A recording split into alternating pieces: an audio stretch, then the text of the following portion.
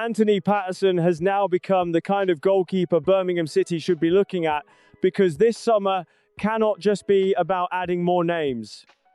If James Beadle's loan is over and Blues decide not to go back, Chris Davies needs a number one he can trust immediately, and that decision could shape the entire promotion push. This comes after a championship season that showed progress but also left questions.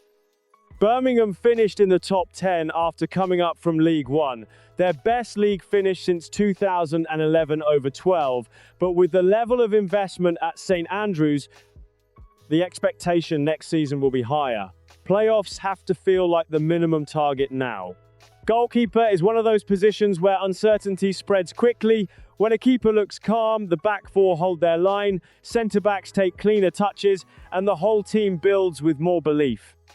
When there are mistakes, even talented defenders start playing safer passes, dropping deeper, and inviting pressure they should be pushing away. That is why Patterson makes sense as a reported option to consider. He has serious championship experience, is approaching his peak years, and has already been part of a promotion-winning Sunderland side. For Birmingham, that is important because they do not need a project in goal. They need someone who can walk in and settle the team from week one. The visible difference would be clear in tight matches. Away from home, when the ball is bouncing around the 6-yard box and the crowd is up, Birmingham need a keeper who claims, organises, and slows the panic. That sort of authority does not always show up in highlights, but it changes the mood of a game. Patterson's Sunderland situation also creates the opening. After promotion, Robin Roufs came in, Patterson went to Millwall on loan, and a permanent exit now feels likely. Reports suggest there are multiple suitors, with Coventry City among those linked, so Blues would not be walking into a quiet market. That brings urgency. The fee, reportedly up to £10 million, would be heavy for a goalkeeper at championship level. Still, Birmingham are not building from scratch anymore. This is now a quality over quantity window.